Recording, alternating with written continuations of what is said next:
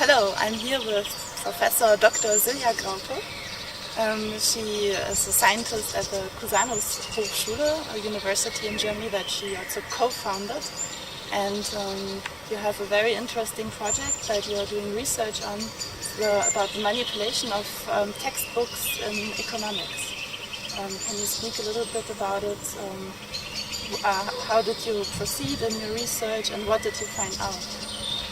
Yes, thank you for inviting me. So first of all, why do I research on economic textbooks? It's hardly spoken about anywhere, but it's a very, very important part of education worldwide. So we're speaking of textbooks like that of Gregory Menke, called Principles of Economics, and it's sold all over the world.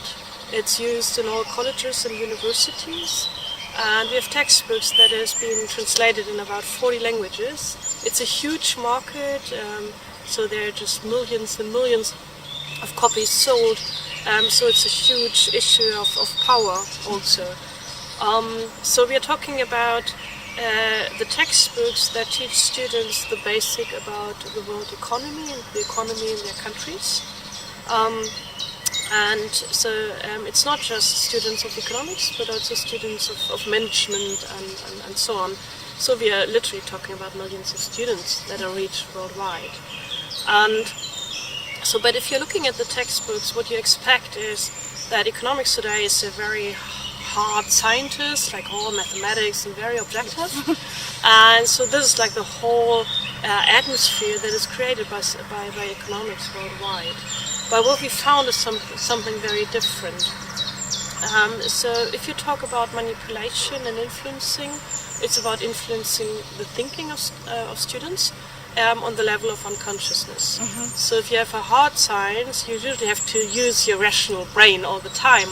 And this is what you expect to find. But what these textbooks do is to influence thinking on the level of unconsciousness.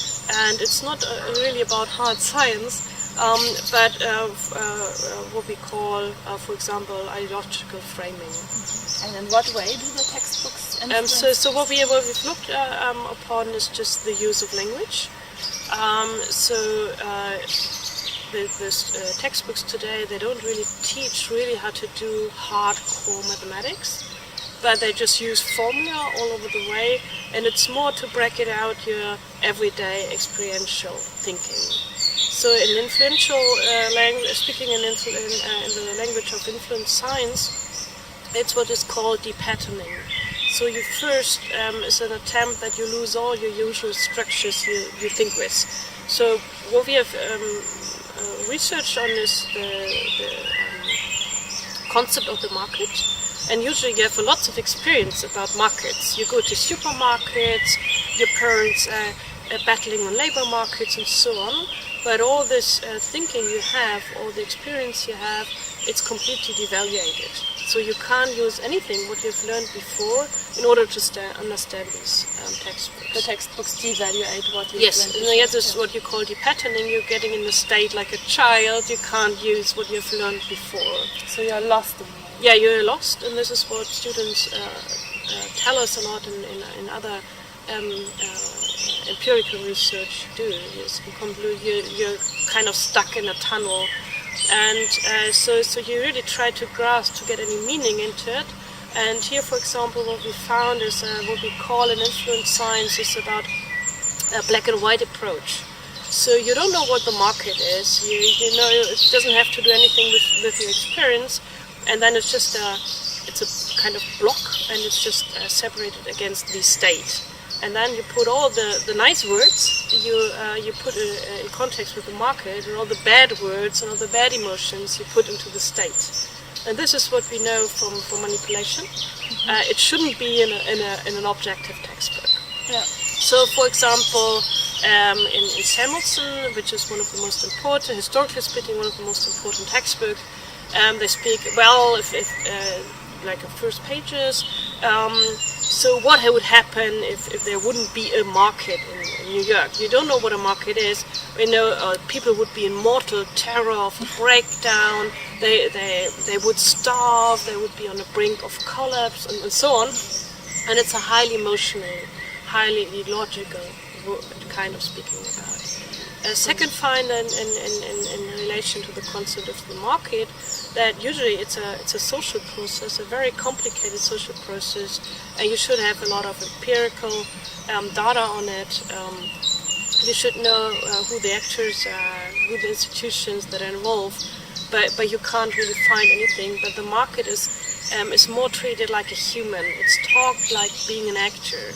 So the market does, and the market judges, and the market selects, and so on. So it's the angel of the it's a kind, yes, and then because you're completely lost the meaning, you try to get fall in love with the market, and yes, and, but it's all on the level of unconscious. Yes. You can't really detect it. I mean, now we can because we found out the pattern, but usually then it's talked about it's like a big machine and something. And so it's highly selective, and a lot of questions students come with, well, what is about inequality, how can I do something different, it's all bracketed out. And so it goes on and goes on, what is really important if students get into this is that they always think, well, it's just a science, and usually there's a lot of authority related to science, and it's brutally abused in these textbooks. So you're not getting to know what it really is to be a scientist, but you're just talked about there were a lot of scientists before you, and the holy founder of Adam Smith, and he knew it before, and so it's what we call in manipulation, it's an appeal to authority, or what is called a sacred science. So you're not taught to be a scientist, but to believe in something that is supposedly scientific, but you never learn to do the business. You're asked to obey and to accept the authority of the textbook instead of questioning it, because other people like Adam Smith have already found out. So why would you need to find out? It's called like a stop mechanism. It's you think, well, I don't have to think about it, and well, it's a bit, I don't really understand it, but all the other people understand it, so I'm just silent and just pretend to be one of them. So, and usually what textbooks should do is really to foster critical thinking and to foster questions, and here's a lot of what we call stop mechanisms, so leveling out critical thinking, basically. So what to do with these findings now? So these textbooks, we try that they'll just be vanished at some point, but because it's just in every country, I can just encourage to really read them very slowly, not just to throw them away, because it's so important and it's shaping the mindset of millions of people who are then making important decisions in society and economy. So really try to figure out those mechanisms, and we're just publishing about it, so you can just learn it, and we try to create curricula so you can detect it, because it's one of the most important things that are done to us is manipulating our unconsciousness. It's done in political propaganda and public relation and marketing, neuroscience, psychology, and so on. And well, just take those textbooks and really try to find it out. And first of all, use your intuition. If you think, well, there's something going wrong, then usually you're pretty good. And just don't think just because Adam Smith and so on, but just use your thinking. And what we do with students, just take the introductions and read them very slowly. And what you can see is that if you really try to rationally understand it, it doesn't make sense. And I can just say to students, it's not your fault. It's the fault of the textbooks, because they don't try to bring about to deliver a really rational message that could be critically reflected. So it's a message to the students out there and also teachers to trust in their own intuition and feelings, and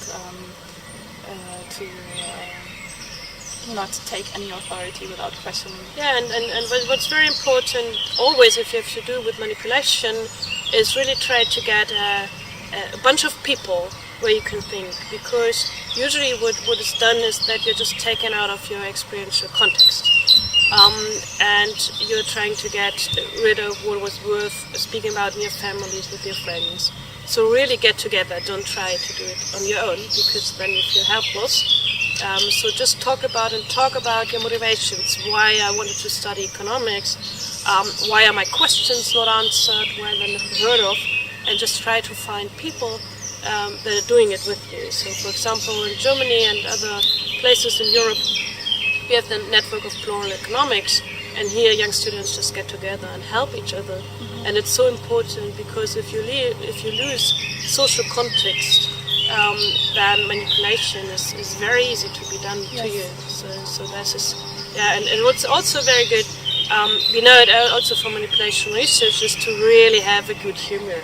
And if you just see these textbooks and you study it, I mean, it's pretty funny, because your unconscious is usually not very clever, and just appealing to emotions, and it's doing a job very quickly and sluggishly. And so if you see what people try to see what people do with it, it's really funny if you use your intellect. And so just use your humor. And next thing is really, if you enter in a course of economics and teachers just use these textbooks and they cut out your questions, really think about changing the subject, because you can go to sociology, you can go to philosophy, and also study about the economy. And economics today, to put it bluntly, is not to teach you something about the economy, it's to teach you a certain kind of thinking. This has been like it for about 40 years now, that we're defining economics not because of its object, like the economy, just because of a way of shaping the thinking of the economist himself or herself. And so people don't know, they think, well, I study economics because it's about the economy. No, it's not.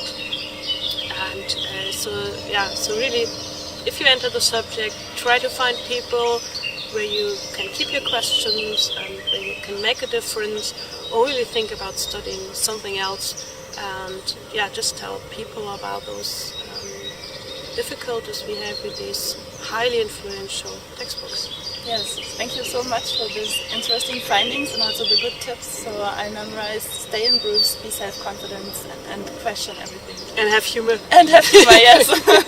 Okay, thank you very much.